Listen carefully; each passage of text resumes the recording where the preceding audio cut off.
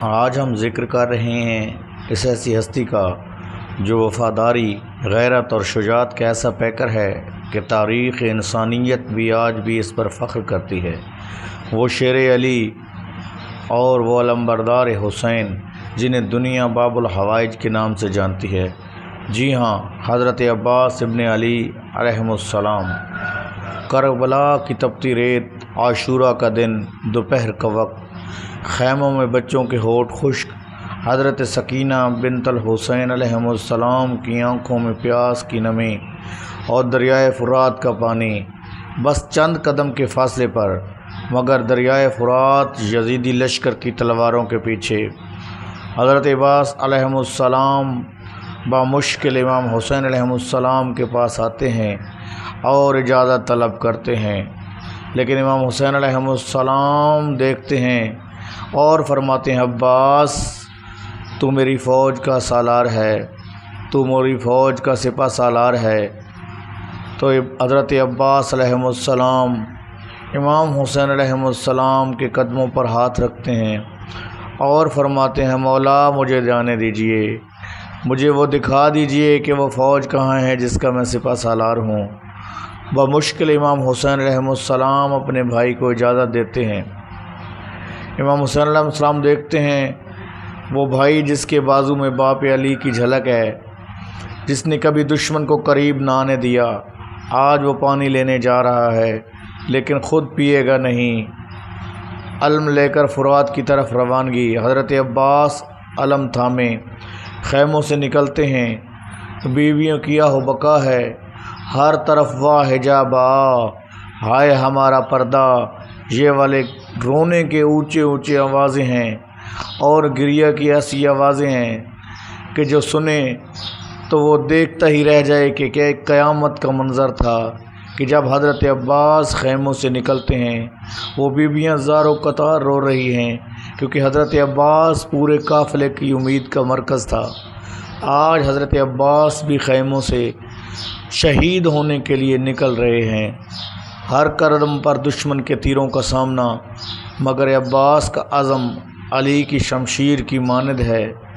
دریا تک پہنچتے ہیں، پانی ہاتھوں میں آتا ہے، مگر زبان کہتی ہے، اے پانی، حسین پیاسے ہیں، سکینہ پیاسی ہے، عباس تجھ پر قربان مگر تجھے کبھی نہ پیے گا۔ مشق کو بھرتے ہیں، واپسی کا سفر شروع کرتے ہیں۔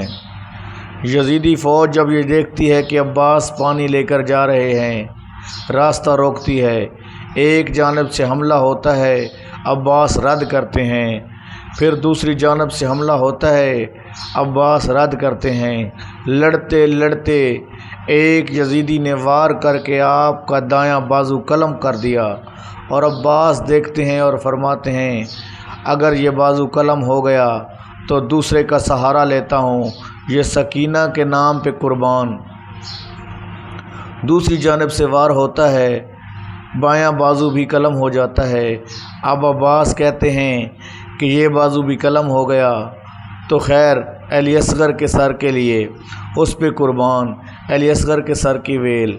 حضرت عباس بازو نہ ہونے کے باوجود علم کو سینے سے لگا کر چلتے ہیں، مگر ایک ظالم لوہے کا گرز لے کر حضرت عباس کے سر کو وار کرتا ہے اور وہ زخمی کر دیتا ہے۔ حضرت عباس زمین پر گرتے ہیں اور پکارتے ہیں، یا خارا ادرکنی، بھیا مجھے سنبھال لیجئے۔ امام حسین علیہ السلام جب یہ صدا سنتے ہیں تو امام حسین علیہ السلام کمر پر ہاتھ رکھتے ہیں، بوڑھوں کی طرح امام حسین مقتل کی طرف چلتے ہیں۔ شہ سوار زمین پر گرا ہے مگر بازو نہیں، سر زخمی ہے، آنکھوں میں آنسو، آنکھوں میں خون ہے۔ امام حسین گھٹنوں پر بیٹھتے ہیں اور فرماتے ہیں، ابو الفضل العباس، اب میری کمر ٹوٹ گئی ہے۔ عباس آہستہ سے بولتے ہیں، بھیا ایک التجا ہے، میرا لاشا خیموں میں نہ لے جانا، میں بچوں کو پیاسا گیا تو خالی ہاتھ کیسے لوٹاؤں۔ حضرت عباس کی شہادت کے بعد خیموں میں سناٹا ہے۔ سکینہ در خیمہ پہ بیٹھی تھی، نگاہیں راہ تک رہی تھی، میرا چچا پانی لے کر آئے گا، مگر جو آیا وہ علم تھا بغیر بازو کے، بغیر چچا کے۔ آج بھی جب کوئی دل ٹوٹتا ہے، کوئی امید ٹوٹتی ہے، تو باب الحوائج کو پکارا جاتا ہے۔ حضرت عباس وہ چراغ ہے جو وفا کی تاریخ راہوں میں روشنی بانٹتے ہیں۔ یا عباس علم بردار ادرکنی۔ معزز سامعین، ہماری آج کی یہ کاوش پسند آئی ہو تو اس کو لائک اور شیئر ضرور کیجیے گا، اور ہمارے چینل معصوم انفو کو ضرور سبسکرائب کرے گا۔ بہت شکریہ۔